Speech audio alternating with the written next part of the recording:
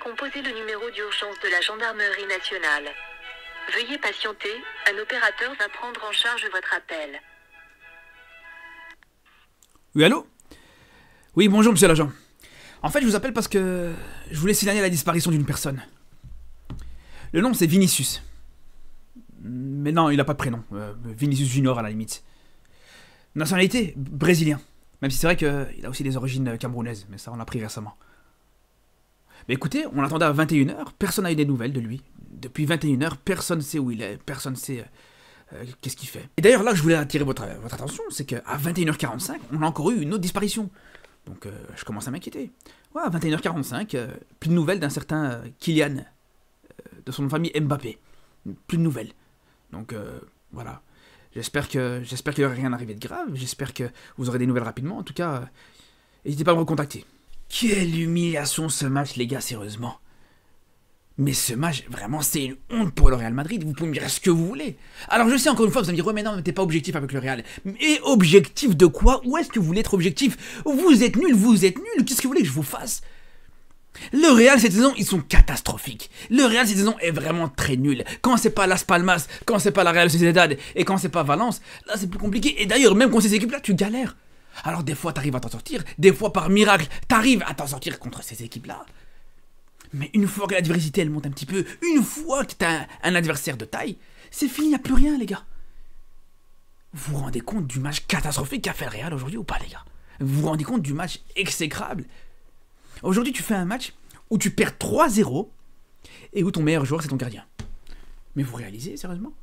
Tu perds 3-0, tu prends 3 buts, mais ton meilleur joueur, ça reste quand même ton gardien. Et si t'as pas Courtois qui te sort 5 arrêts énormes dans ce match, mais le terme humiliation serait pas assez fort, les gars. Faudrait inventer un nouveau mot dans le dictionnaire pour qualifier ce match du Real, les gars, je vous le dis. C'était vraiment une catastrophe. C'est aussi simple que ça. C'était un désastre. Et pourtant, les gars, je m'attendais à ce que le Real ait du mal dans ce match contre Arsenal. On s'attendait à ce que ça allait pas être un match facile, surtout après la défaite contre Valence ce week-end. Mais à ce point-là, les gars, je vous dis la vérité, je ne m'attendais pas du tout, les frères. Même si, comme je vous dis, encore une fois, c'est pas surprenant. C'est absolument pas surprenant quand on connaît le Real et quand on voit le Real de cette saison. De toute façon, c'est simple. Cette saison, le Real Madrid, à chaque fois, quand ça affronte des héros, à chaque fois, c'est compliqué, les frères. Contre l'Atlético, t'as réussi à gagner un match sur 4. Et d'ailleurs, le seul match que tu gagnes contre l'Atlético cette saison, il est loin d'être totalement irréprochable pour le Real. Mais bon, encore une fois, un match sur 4 contre l'Atlético. Contre Liverpool, c'était un des pires matchs du Real cette saison. Contre le Barça, tu perds 2 fois. Même contre Milan, tu perds. Là, aujourd'hui, contre Arsenal, tu perds encore une fois. Le seul gros contre qui le Real Madrid a été à la hauteur cette saison, c'est City. Mais est-ce qu'aujourd'hui, sérieusement, les frères, ouais, on va être honnête au bout d'un moment. Parce que vous me dites, ouais, je suis pas objectif, mais vous soyez objectif. Est-ce que City, cette saison, c'est une grosse équipe? Est-ce que City, aujourd'hui, c'est un adversaire qui est dangereux par rapport à cette saison? Bien sûr que non, les gars, faut être honnête.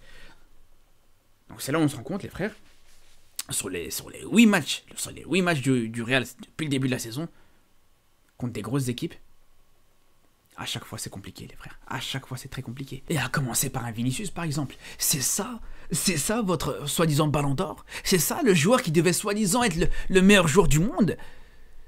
Le joueur qui devait soi-disant faire 10 fois plus depuis qu'il a parti son ballon d'or? Mais les gars, vous avez vu le match qu'il a fait aujourd'hui ou pas? Ça c'est le match d'un ballon d'or, ça? Son match a été tout simplement exécrable, les frères. Son match a été tout simplement horrible. De toute façon c'est simple, c'est pas compliqué. Le match de Vinicius c'est absolument pas compliqué du tout vu qu'il a rien fait. Il a rien réussi. Il a réussi aucune frappe. Il a réussi aucun dribble. Il a réussi aucun centre. Il a rien fait. Il t'a fait absolument rien, les gars, aujourd'hui. Mais ça, les gars, je vous dis encore une fois, c'est même pas de sa faute. Est-ce que c'est vraiment de sa faute, les frères? Je vous le dis depuis le début de la saison. Je vous le dis depuis le début de la saison quand je vous disais, attention, le jeu du Real, il repose un petit peu trop sur Mbappé. Ça essaye un petit peu trop de mettre Mbappé en valeur. Regardez, les gars, on a vu déjà sur les derniers matchs, que ce soit en championnat, en coupe, etc., quand t'as Vinicius et Mbappé qui sont en même temps sur le terrain, c'est toujours plus compliqué pour Vinicius. Quand Mbappé est sur le banc, il démarre le match sur le banc, tu vois un Vinicius qui est plus intéressant, à l'image du match contre la Real Sociedad par exemple, il y a quelques jours d'ici. Et aujourd'hui les gars, regardez, de toute façon c'est simple, regardez, le jeu du Real Madrid aujourd'hui, c'est simple. Il est basé sur la possibilité de trouver Mbappé en profondeur. T'as un joueur qui récupère le ballon, Bellingham il va récupérer le ballon par exemple, première chose qu'il va faire, il va lever sa tête, il va chercher à servir Mbappé dans la profondeur sur son appel dans le dos de la défense, dans le dos des deux centraux. C'est toujours comme ça les gars. Aujourd'hui, Vinicius, tu le trouves beaucoup moins. Un Rodrigo, pareil, tu le trouves beaucoup moins. Mais le problème, les gars, c'est que quand tu as un Mbappé qui est dans un grand soir, ou qui est face à un adversaire assez faible, il n'y a pas de problème, tu peux te permettre de compter sur lui. Mais là, les gars, c'est pas possible. C'est absolument pas possible, parce que là, tu tombes pas sur une équipe naïve, loin de là, les gars. Tu tombes sur une équipe qui est très solide défensivement, comme à chaque fois que tu tombes sur un gros adversaire. Contre l'Atlético, contre Liverpool et tout ça. Et voilà, la boucle est bouclée par rapport à ça. Et je vais vous montrer un exemple très simple, les frères. Un exemple qui représente tellement ces situations, c'est ça. Cette action-là, les frères, en fin de match. La dernière action peut-être du match, l'une des dernières actions en tout cas. Quand tu vois qu'à ce moment-là du match, le Real Madrid n'a plus de ressources, n'a plus d'idées. Tu vois que Arsenal commence à reculer, commence à jouer un peu plus bas, et ce qui est tout à fait normal à partir du moment où ils gagnent 3-0, et on va pas être fou à se dire ouais, on va laisser des espaces dans notre dos et laisser Mbappé partir en profondeur, c'est tout à fait logique. C'est pour ça qu'en première mi-temps, Mbappé avait plus de possibilités de partir en contre-attaque, de partir en profondeur, de demander des ballons dans le dos de la défense d'Arsenal. Mais là les gars, une fois qu'Arsenal a commencé à reculer, à jouer un peu plus bas, etc., c'était fini les frères, t'avais plus de ressources, t'avais plus d'idées, tu pouvais jouer jusque 2 matchs, ça savait très bien que le Real n'avait pas marqué. Et pourquoi je vous ai pris cette action-là en particulier, quand on voit Mbappé qui a le ballon, il te réussit un dribble, 2 dribbles, et voilà, il rentre dans la surface du Real. Il veut essayer de faire son petit festival de dribble, mais sauf qu'il a oublié que, les gars, dans ce registre-là, t'as même pas besoin d'attendre de lui quoi que ce soit, les frères. T'attends absolument rien de lui dans ce genre de registre, on le sait très bien. Quand tu tombes face à un bloc bas, quand les adversaires jouent un peu plus bas, c'est fini, les gars. Par contre, dans ce genre de situation, un Vinicius, il aurait été intéressant. Dans ce genre de situation, normalement, un Vinicius des grands soirs, aurait pu tenter des choses. Mais là, regardez où il est Vinicius, les frères. Ouais, toute l'équipe du Real quasiment s'arrête de jouer pour laisser Mbappé faire la différence. Sauf qu'il est incapable de faire la différence sur ce genre de situation, les gars. Et il est là tout le problème. Il est là tout le problème aujourd'hui du Real Madrid. En une action, on résume toute la situation et tous les problèmes du Real. Après, même en dehors de ça, les frères, même en dehors de ça, bien sûr qu'il y a des choses à reprocher à Mbappé, parce que même dans son registre de prédiction, même là où il est bon, même là où t'attends qu'il fasse la différence, même là, c'était compliqué. Et on le voit à l'image de cette occasion, la plus grosse occasion du match, sa plus grosse occasion du match, et la plus grosse occasion du match du Real Madrid, peut-être aussi, où il rate complètement son face-à-face. Alors, c'est vrai qu'il n'était pas dans les meilleures conditions pour pouvoir marquer non plus, c'est vrai qu'il était un petit peu excentré. Mais voilà, si tu reposes tout ton jeu sur Mbappé, tu peux pas te permettre de rater. Tu peux pas te permettre sur la seule occasion que tu as du match, ou en tout cas que la seule occasion que Mbappé a sur ce match, il te la rate. Et d'ailleurs, c'est pas vraiment la seule, parce qu'on peut aussi considérer une autre action, une autre situation, comme une des plus grosses occasions du Real Madrid, qui a été sifflée hors jeu, mais je suis pas sûr qu'elle était hors jeu. Mais bref, dans tous les cas, cette situation-là, elle est intéressante. Parce que là, en dehors de ça, on se rend compte que Mbappé, lui-même, il prend conscience de certaines limites qu'il peut avoir. Parce que là, on connaît ses qualités. On sait que voilà, là, s'il veut accélérer, il va accélérer. S'il veut prendre des vitesses toute la défense d'Arsenal, il peut le faire. Mais qu'est-ce qu'il va faire sur cette action-là, les frères ? Il va même pas attendre de rentrer dans la surface et il va tenter la frappe. C'est là où c'est intéressant, les frères. C'est là où c'est intéressant parce qu'on se rend compte que Mbappé, aujourd'hui, il se fait même plus confiance à lui-même au niveau de ses qualités techniques.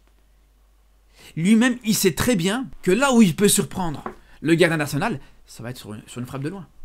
Et là, il refuse totalement d'aller au duel. C'est ça qui est intéressant, les gars. Il refuse totalement d'aller au duel.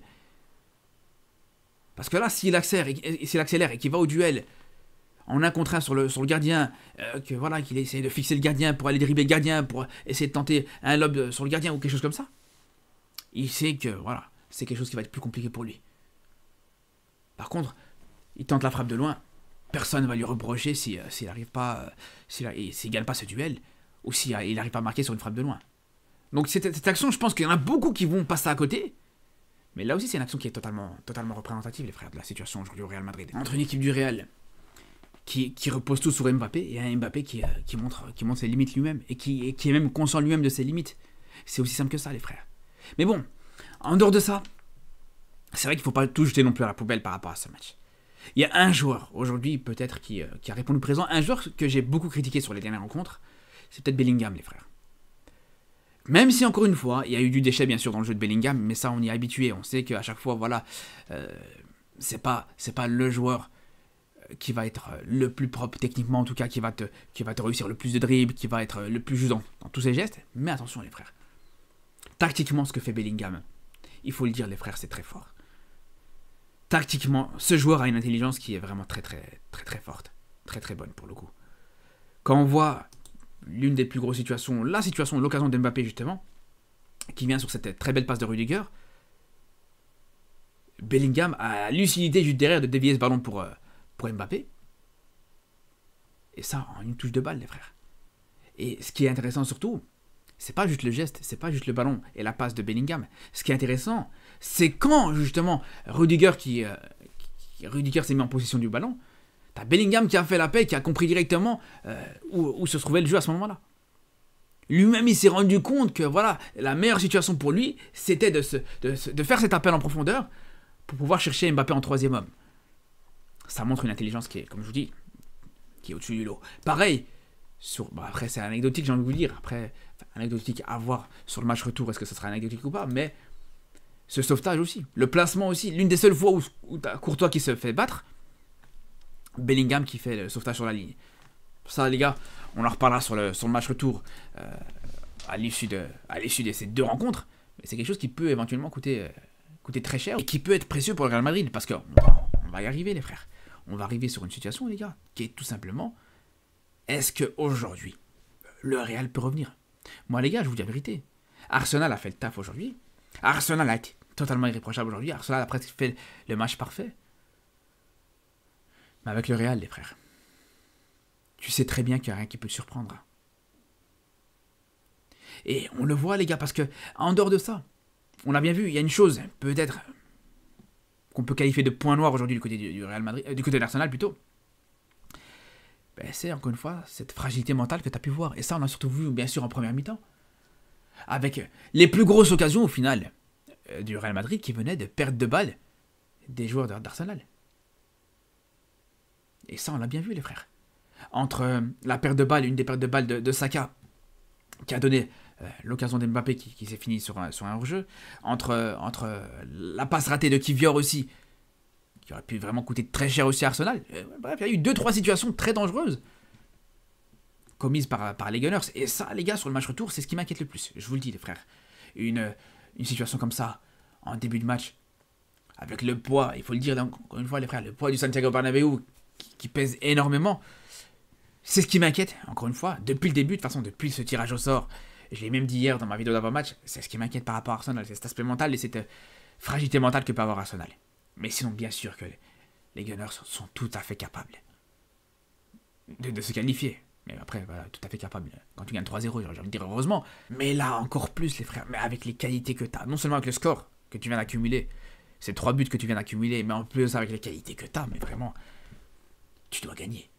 Tu dois gagner sur le match retour. Tu dois vraiment enfoncer le clou sur le match retour. Et tu dois te qualifier, c'est une obligation. Quand on voit la qualité de beaucoup de joueurs dans cette équipe d'Arsenal. Et c'est même complètement fou de se dire aujourd'hui que du côté d'Arsenal, les 2 joueurs que tu attendais le plus, c'est pas ceux que tu as vu le plus, que ce soit Saka ou Odegaard, c'est pas ceux que tu as plus vu, c'est pas ceux qui ont été les plus impressionnants aujourd'hui du côté d'Arsenal. Et par contre, tu as un Partey qui a été monstrueux, un Declan Rice, on n'en parle même pas, le petit Lewis Kelly, stratosphérique. Même Merino qui a répondu présent. Et c'est là où vraiment on voit les qualités énormes. Regardez, rien que le doublé sur coup franc de Declan Rice. Je vous dis la vérité, les frères. Je vous dis la vérité, mais c'est tout simplement magistral. Moi, je vous dis, quand j'ai vu ça, quand j'ai vu le deuxième, je me suis dit, mais je deviens fou, quoi. J'ai l'impression de me dire, ah ouais, mais j'ai déjà vu cette action, les gars. Je pensais que c'était exactement le même but. Je pensais que c'était peut-être un ralenti du but ou mon IPTV qui buguait, je sais pas. Si le ballon avait été pas, et la faute avait pas été un petit peu plus excentrée sur le côté gauche, je me serais dit, ouais, non, à tout moment, ils sont en train de remonter le ralenti, ou c'est mon IPTV qui bug, ou je sais pas, les gars. Bref, en tout cas, les frérots, on a hâte de voir ce match retour, c'est sûr et certain, les frères, on a hâte de voir comment ça va se terminer tout ça. Sur ce, on se dit à très vite, bien sûr, pour une vidéo avec les vidéos demain qui arrivent sur le match du Barça, bien sûr, contre Dortmund et du PSG contre Aston Villa. Et surtout d'ici là, prenez soin de vous.